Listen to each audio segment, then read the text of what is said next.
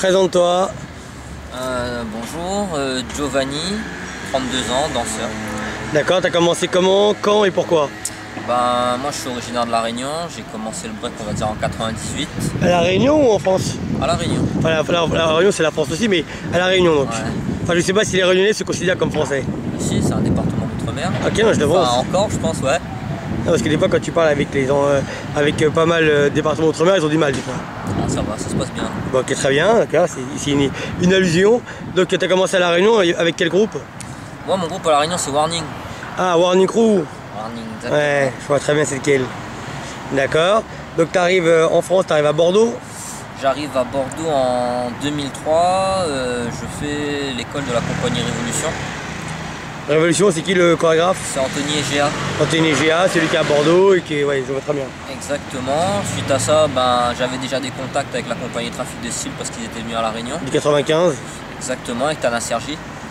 Donc du coup, de fil en aiguille, après la formation, j'ai intégré la compagnie Révolution et par la suite Trafic de Style et d'autres compagnies. D'accord, alors revenons un peu dans le passé, tu as commencé la danse, pourquoi tu as vu quelqu'un danser, t'as quelqu'un qui t'a aidé? À la base, il y a quelques, enfin on va dire, pour faire simple, en 98, quand je commence la danse à La Réunion, il n'y a rien, internet ça n'existe pas, très peu de cassettes vidéo, etc. Donc on a eu la chance à cette époque qu'il y ait quelques compagnies de danse qui viennent à La Réunion. Enfin des shows? Non, des créations, genre Trafic de Style, ils sont venus avec Tana Sergi. Ok. Il y avait Kafig, avec le spectacle Kafig. J'ai vu qui donne la mine aussi, il est venu plusieurs fois à La Réunion, donc voilà, c'est grâce à eux, enfin c'est eux qui ont apporté un peu, tu vois, un peu de bloquer la production qu'on a fait dans les premiers. Ouais. Il n'y a pas internet, il n'y a rien. Donc du coup voilà. Je vois. D'accord, mais c'est qui les premières personnes qui t'ont donné tes bases, ta façon de danser? L'impulsion en vrai elle vient de Trafic de Style, quand ils sont venus, c'était une coproduction franco-malgache. Ok. Ils étaient au théâtre du Grand Marché à Saint-Denis. Et donc du coup quand l'équipe elle arrive, dans l'équipe t'as des mecs comme Yaman, t'as Ludovic Ilolo, ouais, t'as Shark, t'as Salem, t'as Margwen Boulet. Ouais. Donc voilà, et à la base nous quand on commence tu vois c'est plutôt récréatif le break. Ouais. Et on commence à prendre des stages et tout avec eux et à voir l'envers du décor. Et au final je me dis que tu peux danser et faire de l'oseille comme ça. Donc ça m'a vraiment donné... Ça a agrémenté ta vie quoi. Exactement. Mais il n'y avait pas de groupe à cette époque-là qui dansait, tu voyais pas des gens? Bien sûr que si, il y avait des groupes. Après tu vois, t'avais Warning, t'avais Section Radicale, t'avais Soul City, t'avais quoi?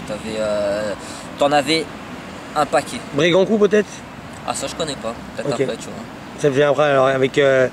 ok, avec Clem et Béraud. Ok, très bien. Et alors ensuite, quand tu arrives à Bordeaux, tu te mets en lien avec qui directement? Quand j'arrive à Bordeaux, déjà, je connais personne. 98, il n'y a pas la Smala qui existe, tout ça peut-être? Si, mais je les connais pas encore ces gars-là, tu vois. Okay. Moi j'arrive à Bordeaux, je suis le premier arrivé de La Réunion pour faire la formation. Donc comme je connais personne, on m'a mis dans un foyer pour les jeunes travailleurs, les mecs des dom-tom qui n'ont aucune attache. Et par la suite, j'ai rencontré des mecs qui faisaient déjà la formation avec moi. À l'époque, il y avait Brice Larieux, Scorpion. Voilà, il y avait Aurélien Dezobry, etc. Et Aurélien, je connais moins. Voilà, avec ces gars-là, vu qu'on était dans la même formation et qu'on fréquentait le même quartier, parce que Bordeaux c'est pas si grand au final, on a commencé à former un groupe. Primate. Voilà, exactement. Suite à ça, il y a d'autres potes à moi de La Réunion, dont Brice Jean-Marie, qui sont arrivés quelques années après pour faire la formation, qui ont intégré tout ça, voilà. Mais vous étiez un duo fort, toi et Scorpion à l'époque. De ouf même. Ouais, ça va, c'est cool, mais son binôme à la base, c'est pas moi. À la base, son binôme, c'est Guillaume Legras. Guillaume Legras de Lille. Exactement, Mr. Spin. Même sa mère, elle s'appelle Martine. Ah, je sais pas comment sa mère s'appelle. Si, parce que sa mère, elle est dans la danse et elle orchestrait des événements. Enfin, elle faisait venir les artistes à l'époque. Donc je m'en souviens, moi. C'était à l'époque où j'arrivais, la compagnie Révolution, c'était sur la créa Amazon. Et donc, du coup, il y avait que des meufs et les deux mecs qu'il y avait, c'était Brice et Guillaume. Je vois, je était bien. Mais toi, quand je te voyais à l'époque, on va dire 2004, c'est ta génération 2004. Ouais. 2004-2005, c'est le moment où tu exploses. À l'époque, déjà, tu avais les cheveux frisés. Voilà, c'était une autre coupe de cheveux. Effectivement. Tu avais un autre style. On était jeunes. On était jeunes, on était beaux, on était puissants, on avait tout. Et à cette époque-là, toi et lui, vous étiez quand même les grosses références de Bordeaux pour moi. Qui étaient Impact, Trix, et voilà, qui faisait chier son monde quoi. Bah, Toi t'étais super chaud déjà toi. bah, après, quand tu reclasses ça, tu regardes Brice comment il danse, il a vraiment une personnalité en tant que danseur qui Ouais. est propre. Donc quand tu as une personnalité en tant que danseur, c'est beaucoup plus facile de te démarquer de la masse. Mhm. Donc du coup, d'avoir ta propre empreinte dans le monde de la danse. Après oui, quand tu es jeune, tu es chaud. Et après tu te calmes au fur et à mesure. Ouais. Tu commences à avoir de l'expérience. Qu'avant tu tentais des phases de fou tout ça à l'époque. Effectivement, mais quand T'es un tu es phénomène hein. quand tu es dans l'univers des créas, tu peux pas te permettre de te blesser. Parce qu'un danseur qui est blessé, c'est un danseur qui taffe pas. Donc c'est un danseur qui gagne pas d'oseille. C'est clair. Donc en plus de ça, tu vieillis, tu veux durer, donc tu changes ta façon de danser. Et en 10 ans de danse, tu apprends beaucoup de choses. En travaillant pour des chorégraphes, en rencontrant d'autres personnes, il y a beaucoup de choses qui influencent ta danse et qui font que tu évolues en vrai. D'accord, mais t'es moins dans le game des battles quoi. Bah, t'as pas trop le temps, tu peux pas faire. Enfin, c'est très très difficile de faire des créas et de faire des battles en même temps. Parce que déjà, les calendriers, ça s'adapte pas toujours. Et il faut s'entraîner, enfin il faut avoir un niveau de battle aussi, parce qu'aujourd'hui, moi je suis pas dedans, mais quand je regarde quelques vidéos, les mecs sont hyper chauds. Si t'es pas préparé, ça sert à rien d'aller faire. Mais toi en 2004-2005, t'étais hyper chaud aussi. Moi je kiffais quand je suis allé danser, en 2004 quand je te voyais danser, quand tu venais au battle de mots, enfin quand je te voyais, je te trouvais super fort moi pour l'époque. Bah c'est vrai qu'il y a beaucoup de gens qui me disaient ça, mais moi je voyais des mecs qui étaient encore plus chauds que moi. Et je me disais qu'est-ce que je veux faire? Est-ce que je veux faire des battles et essayer de gagner les prize money, ce qui est hyper compliqué, ou est-ce que je vais m'orienter vers quelque chose qui m'intéresse aussi, qui me permette de durer et de gagner de l'argent? En fait, même quand tu regardes aujourd'hui, il y a plein de mecs qui sont super chauds en break, mais qui décident aujourd'hui de faire de la créa parce que le break au final ça me paye pas forcément. D'accord, mais toi à l'époque, est-ce que tu avais une influence? Bah, moi je suis de l'ancienne génération. Moi, pour moi, quand on parle de break, pour moi les battles c'est les Hook and Rose the Most, les Out for Fame, les Mighty Four, les Radiotron. Là tu fais sortir vraiment les blagues. Voilà, moi c'est Crystal Session, B-Boy Summit. Remind, Reveal, Abstract, Moy, Yaman aussi à l'époque était vraiment chaud. Olivier Mathieu, des mecs comme Tierno, tu vois. Tierno, ouais. Exactement. Mais moi tous les nouveaux, tout ça je les connais pas beaucoup. Tu suis un peu l'actu ou bof? Pas du tout, pas du tout. Des fois je regarde des vidéos de break quand je suis sur Facebook comme ça, il y a une vidéo qui apparaît, je regarde, je vois des noms, je regarde un peu ce que le mec fait, je me dis putain le mec est chaud quoi, mais voilà. Sans plus. D'accord. J'ai autre chose à faire aussi. D'accord. Donc toi, on va dire qu'à partir de 2005, ta vie c'est vraiment la création. Exactement. D'accord, mais je te vois souvent t'entraîner au 104 et je te vois souvent, je veux dire, t'es vachement avant-gardiste. Le break que tu as, je le retrouve chez personne actuellement. C'est justement l'univers de la création et de trouver sa personnalité en tant que danseur qui fait que voilà, tu as ta propre empreinte à un moment donné, tu vois. Et là tu tournes pour qui là? Là je suis avec la compagnie Espoir de La Roche-sur-Yon. Donc je fais 2 créas avec eux, une qui s'appelle Rouge et la prochaine qui sort en 2017 qui est en créa là, s'appelle Crossover. Et après je fais quelques petits trucs à droite à gauche quoi. D'accord, mais t'as jamais eu le déclic de vouloir aller revoir des événements, choses comme ça? Bah en vrai, aller voir des battles, ça me branche pas parce que quand je regarde j'ai envie de les faire. Ouais. Donc du coup, je suis un peu frustré de ça. Mais je continue à m'entraîner, j'ai quelques cartouches et tout. Je te vois, moi je te vois souvent. Exactement, mais je me dis à quel moment est-ce que je vais remettre le pied dans le break, tu vois. Et j'ai pas de groupe, donc moi je me considère comme plus un soliste maintenant. Donc si je me remets dans le break et j'espère recommencer, parce que je m'entraîne un peu pour ça aussi, ça va commencer par des 1-1 ou des 7 to smoke. D'accord, et Primate, ça s'est arrêté, ça continue toujours? Bah Primate, comme je te dis, il y a des mecs qui étaient dans le break, il y a des mecs qui sont rentrés dans la créa. Après tu peux pas forcément fusionner les deux calendriers et chacun a ses partis pris quoi.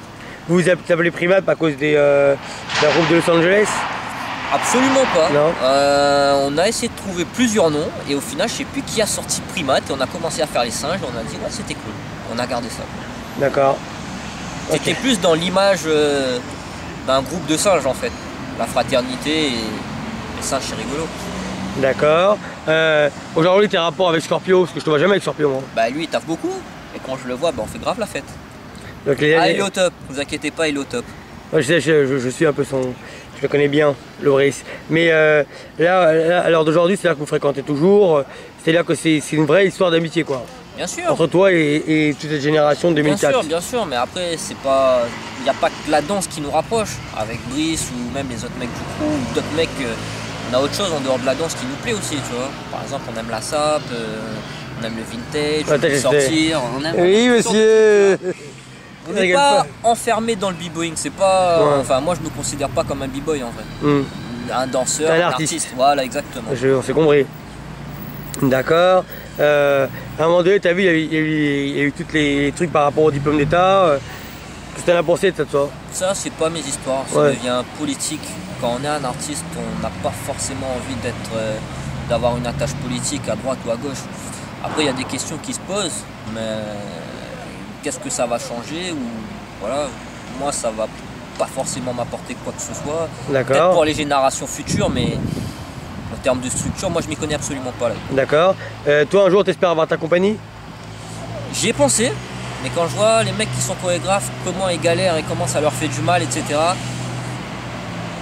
Pour avoir sa propre compagnie, quand même, à l'heure actuelle, il faut quand même avoir une sacrée paire de couilles, tu vois ce que je veux dire? D'accord. Parce qu'au niveau des subventions, etc., même les danseurs et tout, tu fais des bons spectacles quand tu as des bons danseurs, les bons danseurs, tout le monde les veut. Et même, ils ont envie de faire autre chose, etc. Donc, j'y réfléchis, mais pour l'instant, je pense pas avoir assez, pas la maturité pour pouvoir me dire que ouais, je vais me lancer dans la chorégraphie. Est-ce que tu penses qu'il y a il y a un lobby, enfin sans parler de politique, mais est-ce qu'il y a des chorégraphes qui tournent plus que les autres?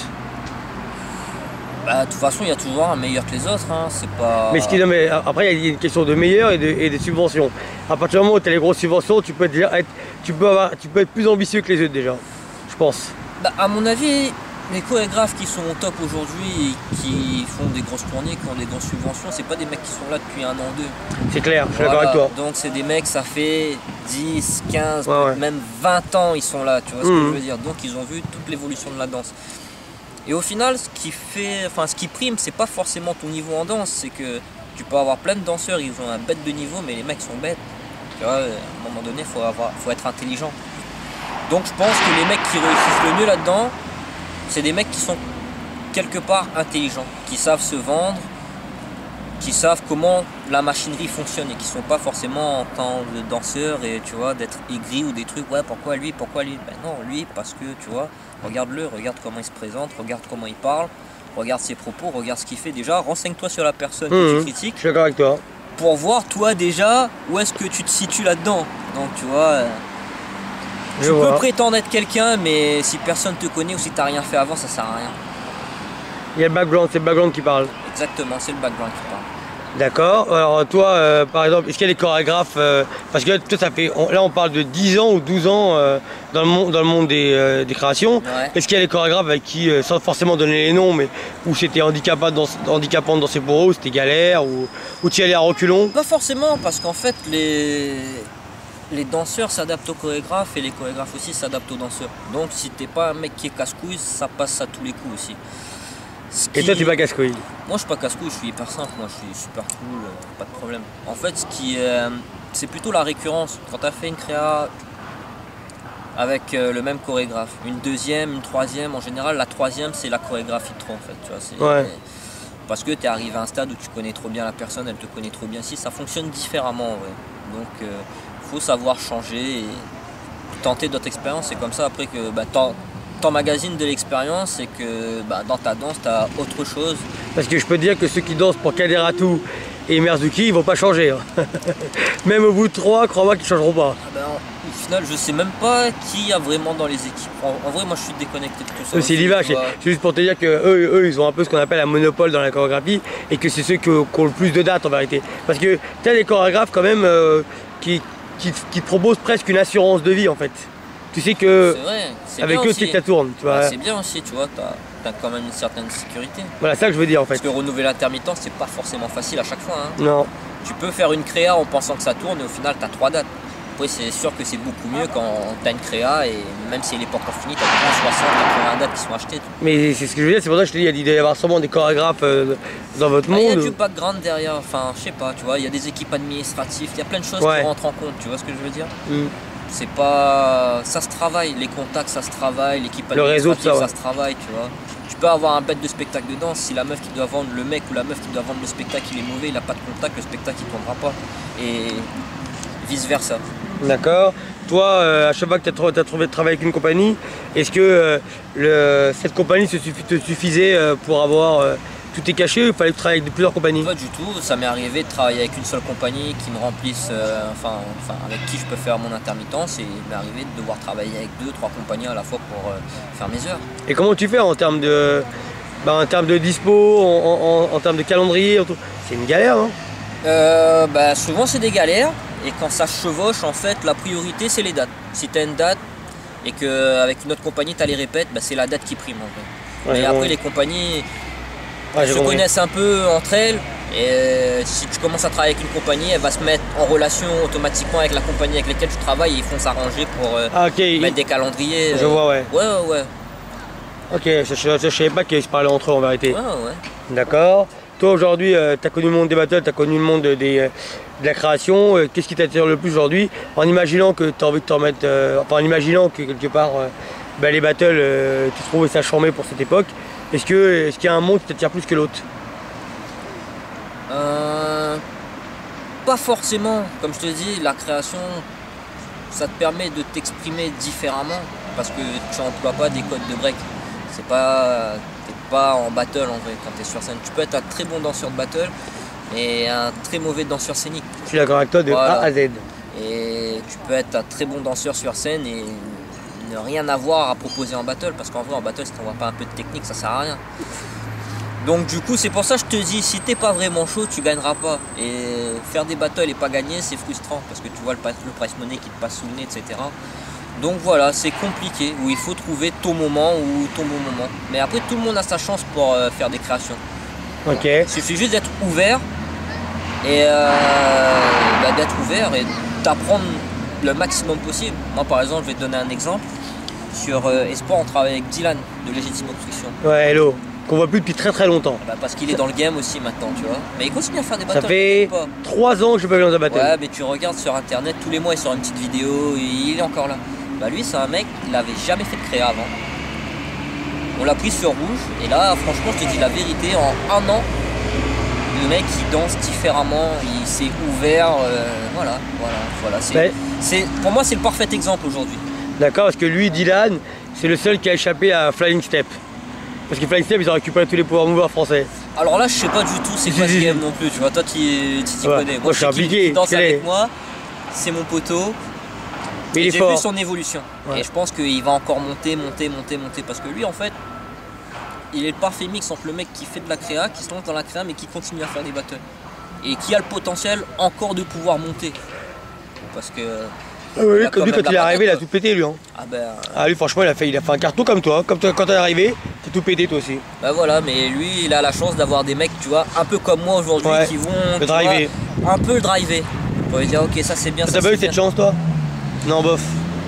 On était dans le début, tu sais, moi je viens de loin, tu vois, La Réunion, j'arrive ici, je connais personne, tu vois, ça se fait au fur et à mesure, tu vois ce que je veux dire. Donc aujourd'hui c'est beaucoup plus facile pour les mecs. T'as internet, t'as tout, tu vois, tu tapes un truc sur le net et tu vas avoir les références. T'as même des tutos même. Exactement, tu vas avoir les références, tu vas avoir les castings, les auditions, il suffit juste de te bouger un peu le cul. Et c'est quoi tes rapports avec La Réunion aujourd'hui? Moi j'y retourne tous les ans, s'il y a des battles à faire, quand je suis là je peux le faire, voilà. Et ça marche. Les mecs ils continuent à briquer là-bas, même les mecs de La Réunion ils continuent à venir ici, ils font Révolution, ils font leurs trucs, ils sont dans le crump, Lino Soulja Boy. Ouais. Voilà. Entre Réunionnais, c'est-à-dire qu'il y a une vraie communauté, c'est-à-dire que dès qu'un Réunionnais il monte en métropole, comme ça que vous appelez, et ben tout de suite la plupart vous captez, vous reconnaissez. Tu le reconnais direct, un gars à la cour. Comme on dit à La Réunion, les Réunionnais, c'est normal, tu vas voir un mec de La Réunion, tu vas faire sinon ça, comment elle est, blablabla, ou ça fait combien de temps que t'es là, tu vois ce que je veux dire, c'est normal.